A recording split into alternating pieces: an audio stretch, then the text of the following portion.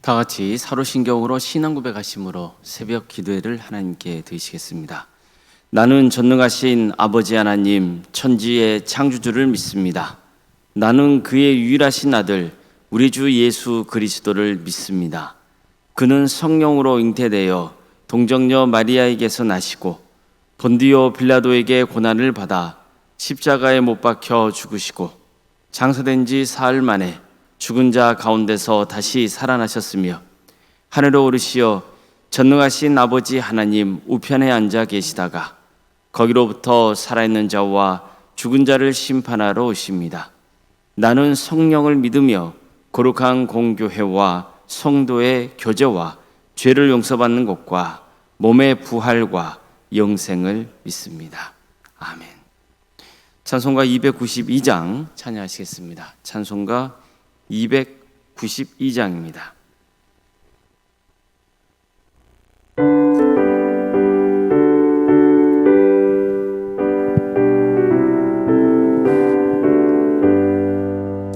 주 없이 살 수 없네 죄인의 구주여 그 귀한 보혈 피로 날 구속하소서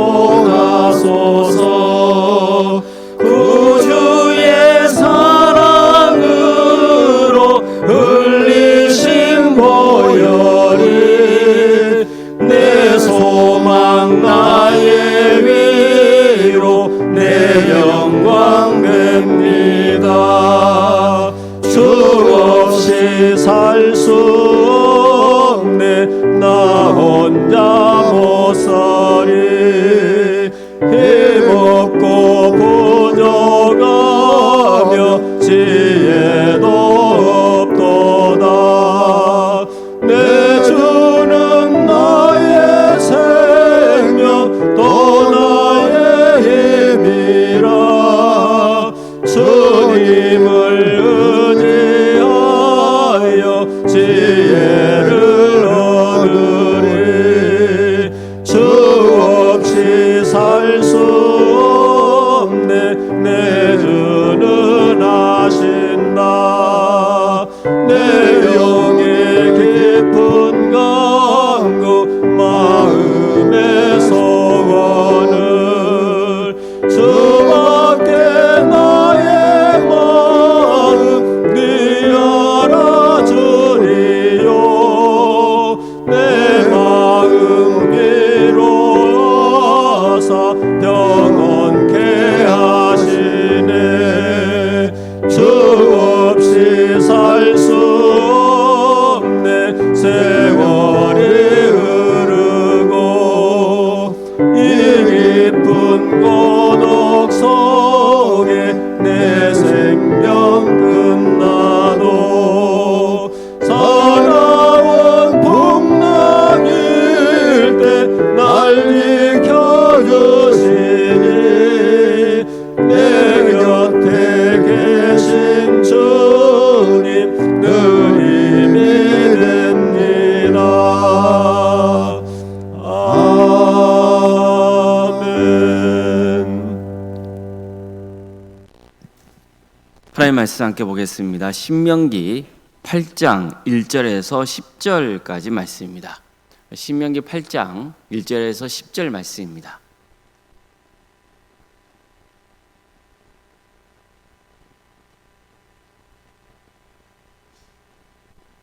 신명기 8장 1절에서 10절까지 말씀을 교독하시겠습니다. 내가 오늘 명하는 모든 명령을 너희는 지켜 행하라. 그리하면 너희가 살고 번성하고 여호와께서 너희의 조상들에게 맹세하신 땅에 들어가서 그것을 차지하리라. 내 하나님 여호와께서 이 40년 동안에 내게 광야길을 걷게 하신 것을 기억하라. 이는 너를 낮추시며 너를 시험하사 내 마음이 어떠한지 그 명령을 지키는지 지키지 않는지 알려 하심이라. 너를 낮추시며 너를 줄이게 하시며 또 너도 알지 못하며 내 조상들도 알지 못하던 만나를 내게 먹이신 것은 사람이 떡으로만 사는 것이 아니요 여호와의 입에서 나오는 모든 말씀으로 사는 줄을 내가 알게 하려 하심이니라. 이 40년 동안에 내 의복이 헤어지지 아니하였고 내 발이 부릅트지 아니하였느니라.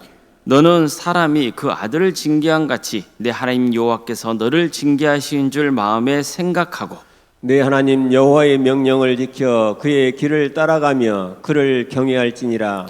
내 하나님 여호와께서 너를 아름다운 땅에 이르게 하시나니 그곳은 골짜기든지 산지든지 시내와 분천과 샘이 흐르고 밀과 보리의 소산지요 포도와 무화과와 석류와 감람나무와 꿀의 소산지라.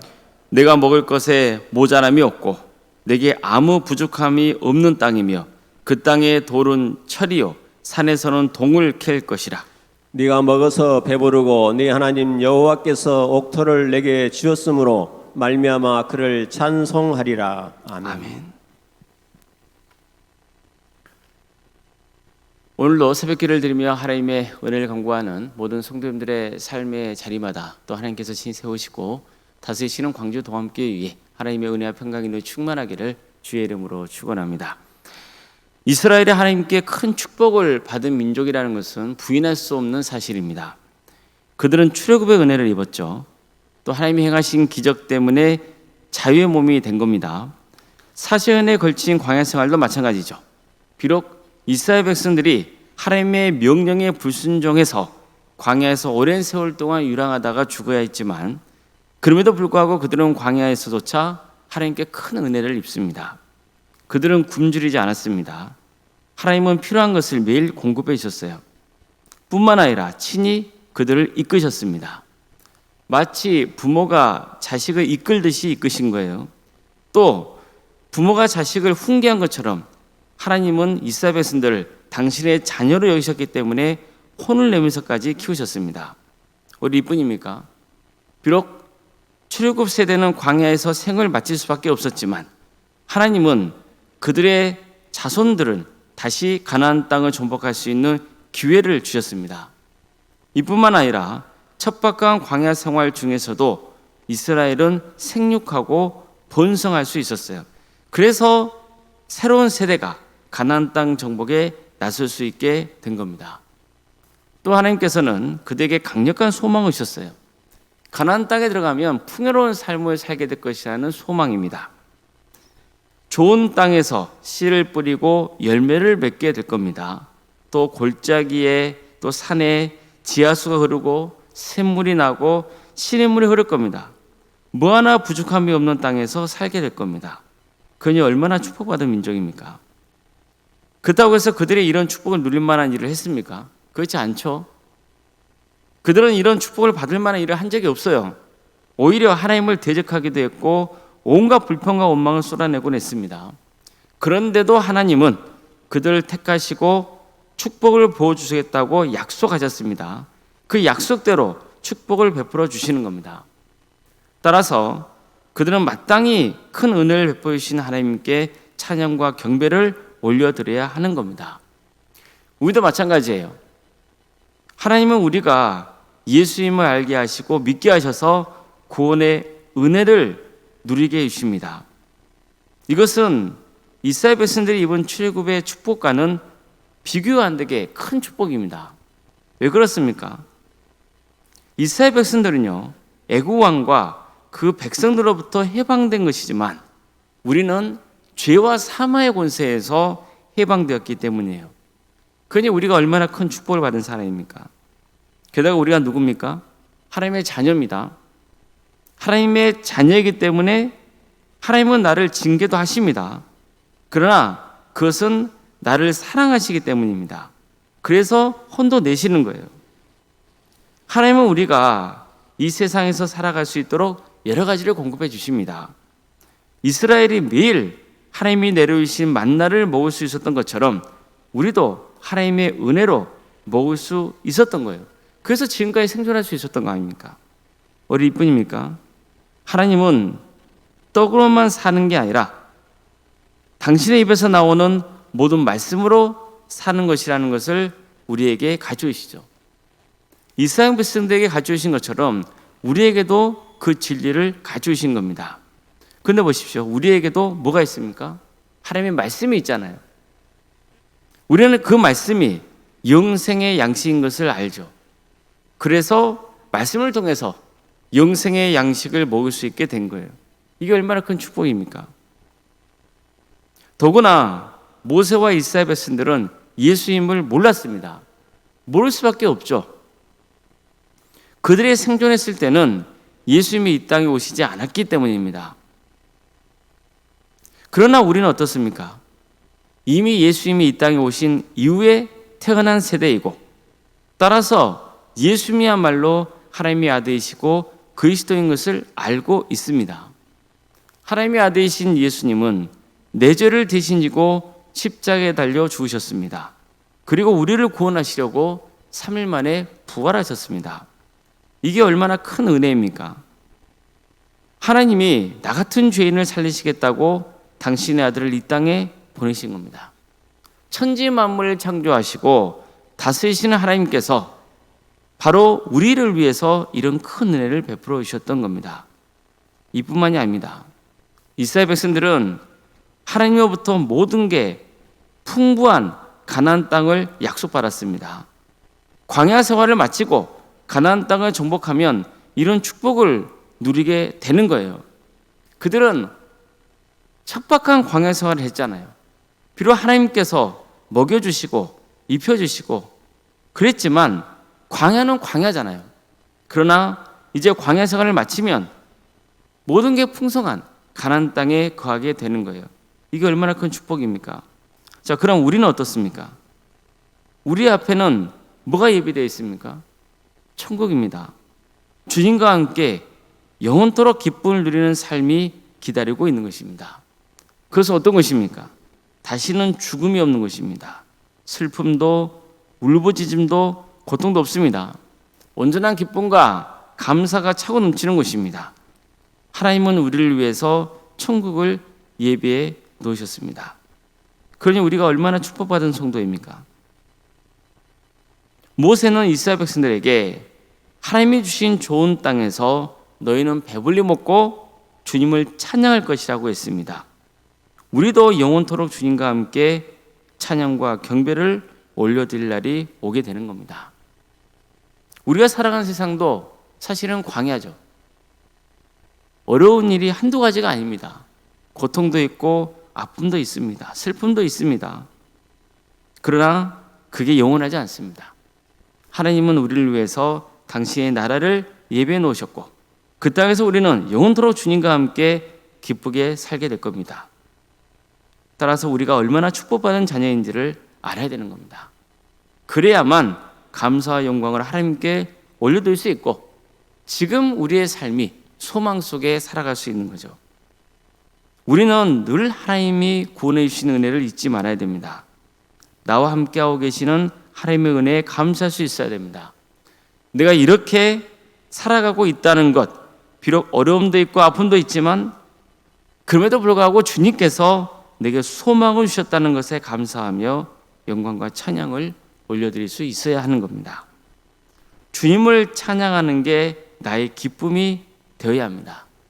하나님의 말씀에 붙들린 인생, 그래서 그 말씀대로 사는 거룩한 성도가 되어야 합니다. 하나님의 명령을 지키고 그분의 길을 따라 가야 합니다. 그러면서 주님을 경외해야 됩니다. 이게 마땅히 하나님의 은혜를 입은 자로서 취해야 할 삶의 태도인 겁니다. 우리가 하나님께 받은 은혜가 너무나 크기에 늘 하나님께 받은 은혜를 어떻게 갚을 수 있을까 물어야 되는 거예요. 사실 우리는 전부를 든다 해도 하나님이 베푸신 은혜를 갚을 길은 없습니다. 그러기에 늘 하나님께 또 죄송한 마음이 들 수밖에 없는 거죠. 더구나 지은 죄를 생각할 때는 참 부끄럽기가 그지없습니다. 그렇지만 나를 포기하지 않고 축복하시는 하나님, 그분이 함께 하시기에 또 소망이 있는 겁니다.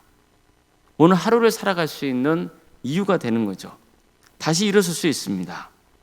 그러니 우리 모두가 평생 동안 주님이 베푸신 은혜를 떠올리고 하나님께 감사와 영광을 올려드리고 또 소망 속에 승리의 길을 가시기를 주의 이름으로 축원합니다. 기도하시겠습니다. 사랑하는 하나님, 오늘도 우리에게 새로운 하루를 허락해 주시고 또 하나님의 은혜 속에 살아갈 수 있도록 인도해 주셔서 감사드립니다. 주님, 우리가 받은 은혜가 얼마나 큽니까? 헤아려도 끝이 없습니다. 주님께서 우리에게 베푸신 은혜 얼마나 큰지 또 오늘 말씀을 통해서 되돌아보게 하심에 감사드립니다.